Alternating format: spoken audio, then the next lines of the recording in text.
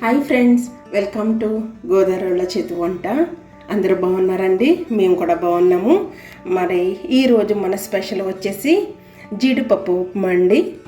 జీడిపప్పు ఉప్మాకి కావలసింది గోధుమ రవ్వ 400 గ్రామ్స్ తీసుకుని పెట్టుకున్నాను. ఆవాలు, శనగపప్పు, ఎండుమిర్చి, మినప్పప్పు, జీడిపప్పు, ఉల్లిపాయలు, పచ్చిమిరపకాయలు, అల్లం ముక్కలు, కరివేపాకు. చాలా ఈజీగా, టేస్టీగా, తొందరగా అయిపోయే మన జీడిపప్పు ఉప్మా ఎలా చేయాలో చూద్దామండి. ఉప్మా తయారీ చేయడానికి ముందుగా బన్నీ పెట్టుకుందామండి. బన్నీ వేడైన తర్వాత అప్పుడు ఆయిల్ వేసుకుందాం. ఇందులోను బన్నీ వేడైందండి, ఆయిల్ వేసుకుందాము. నేను 400 గోధుమ రవ్వ తీసుకున్నాను కాబట్టి 4 టేబుల్ స్పూన్లు ఆయిల్ వేసుకుంటున్నాను. ఎందుకంటే గోధుమ రవ్వలో ఆయిల్ ఎక్కువ ఉంటేనే బాగుంటుంది. ఆయిల్ వేడైందండి. అయితే ఇదిగోండి, మొదటగా ఆవాలు,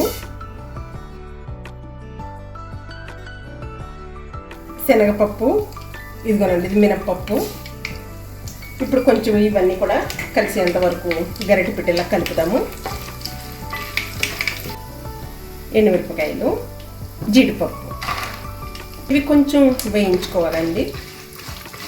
మనం ఉప్మాకి వేసుకున్న పోపులన్నీ కూడా అండి, ఇవి పప్పులన్నీ కూడా ఇలాగా దోర రంగులో వేగిపోయినాయి. ఇప్పుడు మనము 400 గ్రామ్స్ నూక తీసుకున్నాం కాబట్టి ఈ కప్పు ఫుల్గా వచ్చిందండి నాకు. అయితే నేను 1.5 కప్పు వాటర్ తీసుకుంటూ ఉన్నాను. ఒక కప్ వేసాను. ఇదిగోనండి 1.5 కప్పు, ఇది 1/2 కప్ తీసుకున్నాను. ఇప్పుడు ఉప్పు వేసుకుందామండి. రుచికి తగినంత చూసుకుని వేసుకోవాలి. నేనైతే 1 స్పూన్ వేసుకుంటున్నాను. నేను కూడా చెక్ చేసుకుని తర్వాత తక్కువ అయితే కనుక యాడ్ చేసుకుంటాను. ఇప్పుడు వాటర్ అంతా మరిగేంత వరకు కూడా మూత పెట్టేసుకుందాము. ఒక్కసారి ఇలా కలిపేసి మూత పెట్టేసుకుందాము. వాటర్ బాయిల్ అయ్యే వరకును. ఉప్మాకి నీళ్ళు బాయిల్ అయిపోతాయేమో చూద్దాం. ఇది అదిగోనండి బాయిల్ అయిపోతున్నాయి కదా. ఇప్పుడు మనము రెడీ చేసి పెట్టుకున్న నూక చిన్న దారతో వేసుకుంటూ స్పూన్తో కలుపుకోవాలండి. ఒకేసారి వేసిస్తే కనుక ఉండలు కట్టేస్తుంది, ఉడకదు కూడాను.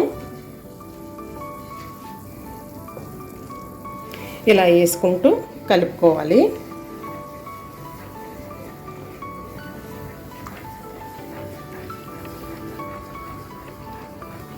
వంట వేసుకుంటే కనుక ఉండలు కట్టుకోకుండా ఉంటుంది. చూసారు కదా, కరెక్ట్గా సరిపోయింది వాటరు. ఇప్పుడు మనము స్లో ఫ్లేమ్ మీద ఒక 3 నిమిషాల పాటు లేదా ఒక 2 నిమిషాల పాటు మూతగా పెట్టినట్టయితే కనుక చక్కగా మగ్గిపోయి దుల్లుగా చక్కటి ఉప్మా రెడీ అవుతుంది. ఇంతేనండి, నేను మూత పెట్టేస్తాను. ఇప్పుడు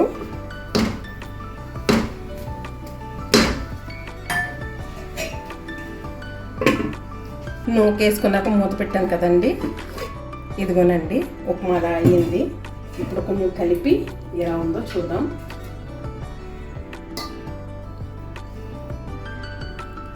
చక్కగా ఉంది కదా, లూజ్ అవ్వలేదు.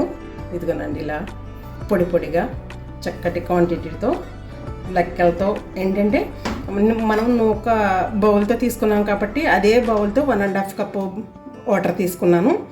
అయితే చక్కగా ఇలా వచ్చింది. మాకైతే కొంచెం పప్పులోను స్పైసీ ఉండాలని పచ్చిమిరపకాయలు వేసాను. అయితే బాగానే వచ్చింది. మీకు ఎలా కావాలితే అలా, ఎక్కువ కావాలితే కనుక ఎక్కువ వేసుకోవచ్చు, తక్కువ కావాలితే తక్కువ కూడా వేసుకోవచ్చు.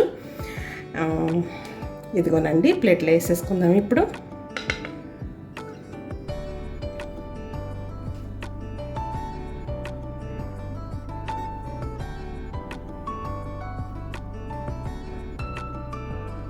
చూసారు కదా, చక్కగా దుల్లుగా ఉంది. ఇదిగోనండి జీడిపప్పు ఉప్మా రెడీ అయిపోయింది. చాలా టేస్టీగా, ఈజీగా కూడా ఉంటుంది. మరి మా రెసిపీ మీకు నచ్చినట్లయితే ప్లీజ్ సబ్స్క్రైబ్ చేయండి, ఛానల్ని లైక్ చేయండి, షేర్ చేయండి. మరొక వీడియోతో కలుసుకుందాం.